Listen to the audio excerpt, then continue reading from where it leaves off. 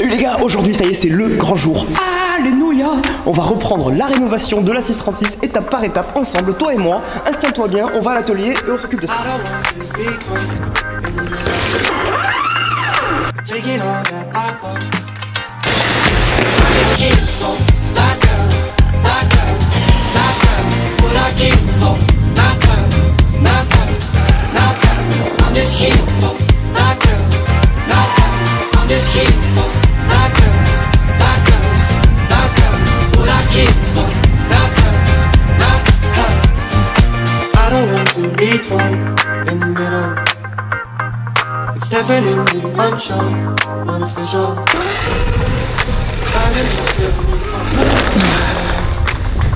Bon, maintenant, prochaine étape. Pour ceux qui n'ont pas suivi, j'ai cassé mon bâti en deux parties. C'est quoi le bâti? C'est ça, c'est l'arrière de la moto en fait. Tout simplement, j'ai cassé ma moto en deux. Et pour ça, on va voir mon pote Anto de chez Style Metal. Je vous l'avais déjà présenté, on a fait le réservoir ensemble. Anto, prépare-toi, il y a du boulot.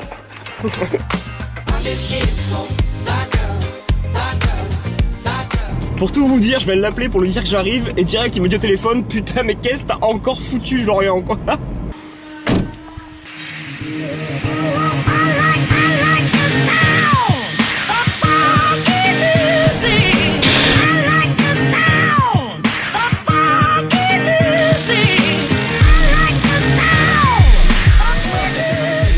Bon, qu'est-ce qu'il a mon bâti les gars? Il est mort ouais. C'est de la merde encore une fois. Toi t'es un destructeur, tu casses tout. Voilà du coup Anto, mon travail, qu'est-ce que t'en penses? Ça va pas être facile. Ça c'est un pote qui fait plaisir, il me dit la vérité tu vois. Ça c'est pour les gens qui ont mal aux dents. Ah mais horrible. Barre-toi de là. Alors on va nettoyer toute l'ancienne soudure qui avait été faite. On va manchonner ici, on va le mettre, on va l'enquiller là dedans, on va renquiller le tout. On va tout nettoyer et ensuite on ressoudra. Ok.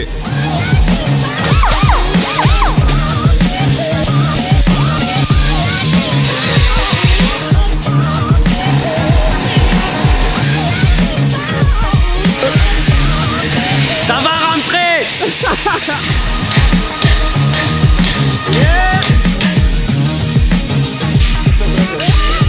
Putain, à chaque fois que je viens ici, je suis comme un gamin. C'est Disneyland mais en mieux.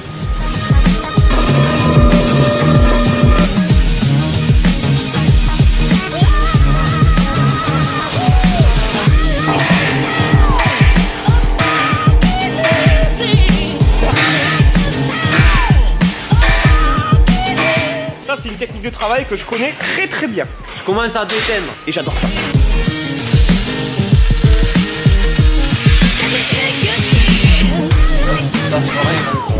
Oh putain entier quoi. Je vous emmène dans le bureau du chef. Donc c'est ici que tout se passe. Toutes les grandes décisions sont prises derrière cette porte. Attention.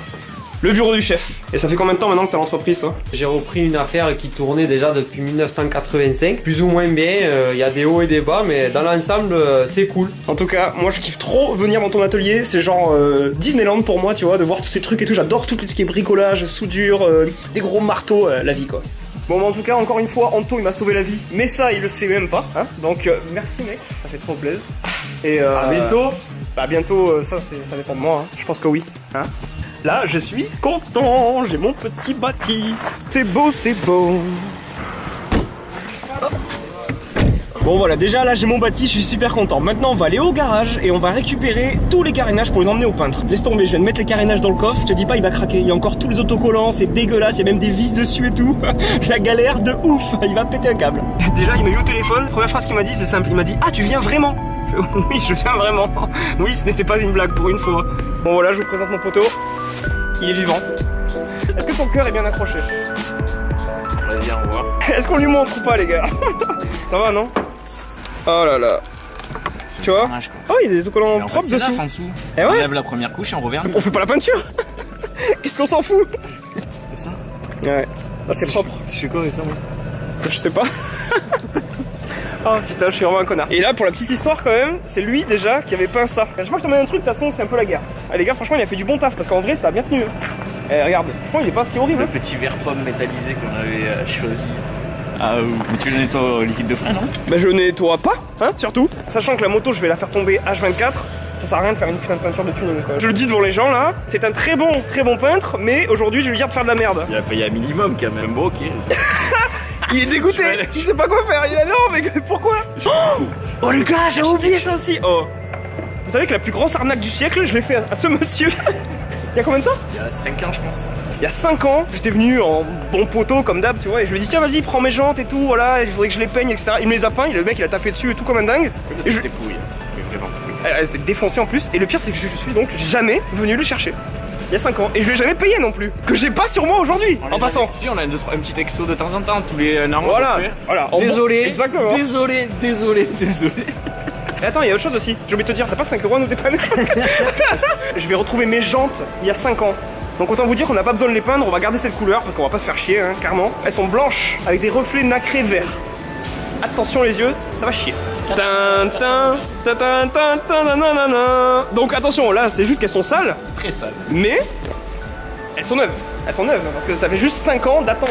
T'étais où, Florian? Ouais, je suis là les petites, ça va. En plus le pire c'est que je les avais jamais vus du coup. Ah non, tu les as jamais vu. Ah non, celle-là je les avais jamais vues.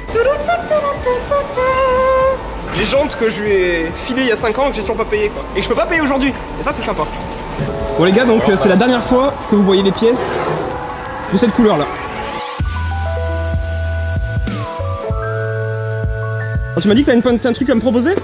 Pour la peinture, j'ai pensé à ça. J'ai fait un essai sur mon casque de soudure. Ok, Ça peut être pas mal. on se casse. Allez hop, c'est bon, fin un cul, je me barre. Alors du coup voilà, en couleur, c'est ça. Donc il y a ma communauté derrière qui me surveille. Donc je peux pas dire trop de conneries. Mais je devrais même partir sur du rouge. Du coup. Franchement je sais même pas quelle sorte de rouge. T'as l'habitude de voir des clients qui s'en foutent complètement et qui te disent juste du rouge. S'en fout. Une voiture qui te plaît, une couleur de voiture qui te plaît. Rouge pompier. Cette voiture là, elle me plaît la couleur. Hein. Ah les mecs pas difficile quoi. Ah, apparemment ça coûte la peau du cul il me dit. Ouais, un truc comme ça en chip. En vrai c'est que je m'en bats les couilles quoi, genre un rouge. Moi j'ai le rouge dans la tête parce que j'ai souvent eu des motos rouges, tu vois. Ouais, bah rouge servante. Exactement, moi ça me va. Et c'est là que je sais pas trop, je pensais à blanc. Le blanc là qui te plaît. Voilà, mais c'est vrai comme la voiture là, tu vois. Je suis pas compliqué, je veux le blanc comme cette voiture et le rouge comme la voiture là-bas. Le mec il s'en bat les couilles. Mine de rien, je suis nostalgique de voir tous mes carénages posés comme ça dessus là. Et ouais, je fais semblant d'être à l'arrache tout le temps, mais en vrai, y a un cœur qui balade dessous, c'est horrible. C'est beau. Bon, mais voilà, putain. Et ça sera pour le prochain épisode, hein, c'est pas pour maintenant, les gars. Bon, il veut quand même mettre un petit coup de Karcher pour voir la gueule que ça a.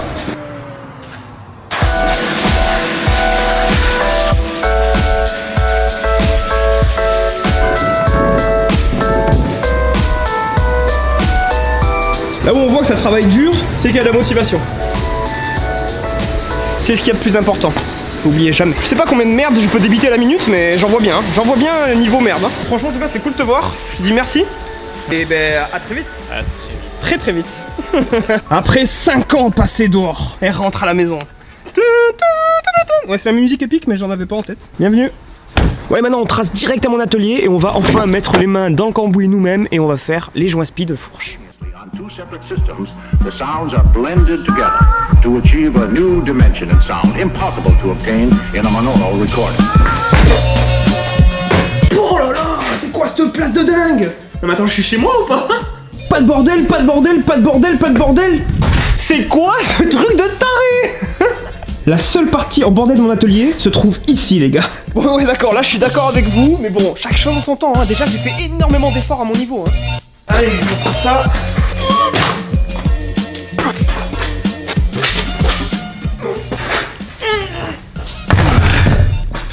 Bon, donc maintenant on va s'occuper des joints spi. Les joints spi c'est quoi? C'est ce qui permet à ton huile de rester dans ta fourche et pas de se barrer dans tous les sens. Voilà, ça c'est à peu près comme ça que ça se passe. On va virer la roue et le T et ensuite ce sera plus simple. Bon, comme tu peux voir, c'est une clé Allen ici, hein, d'une taille complètement introuvable, hein, donc ça sert à rien de le chercher, je te vois venir. Bon, vu que ça fait un petit moment que je me traîne ce modèle dans les pattes, j'avais prévu le coup et à l'époque j'avais fabriqué un petit outil tout dégueulasse que j'avais fabriqué par moi-même. J'arrive, je reviens. Hop là. Ah, c'est ça. Et voilà, ça donne ça. Bon, là, c'est un boulon, 2 écrous, un peu de soudure à l'arrache. Ça te fait un putain d'outil. Et ça, tu vas pas le trouver à Casto. Enfin, je crois pas. Hein.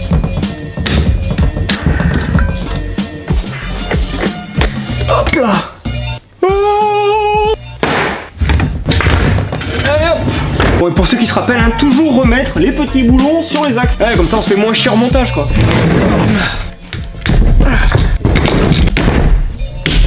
Putain, je sais pas qui c'est qui avait serré ça, hein. Sûrement moi, tu me diras. Beaucoup trop fort, Jorian. Faut pas faire ça. Bon, là, normalement, il n'y a plus qu'à faire glisser les fourreaux. Tranquille, ça passe.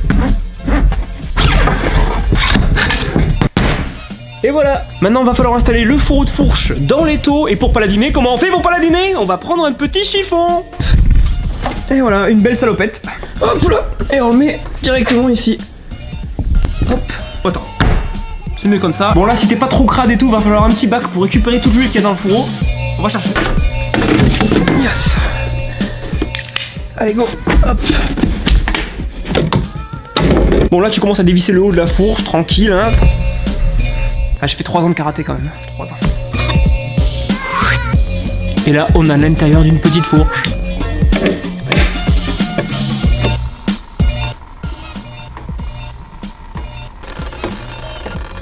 Je te conseille de mettre la fourche à la verticale et de laisser bien couler l'huile 1 heure ou 2, comme ça t'es bien tranquille. Et là, moment hyper mythique, la séparation de la fourche. T'es un peu heureux quand t'arrives à ce stade. Oh putain! Viens par ici, bitches. Là, je fais un peu semblant de le nettoyer parce que, entre nous, c'était le plus dégueulasse. C'était celui-là qu'il y avait dans la vidéo du démontage de la moto. Tu comprends pourquoi c'est complètement dégueulasse ici.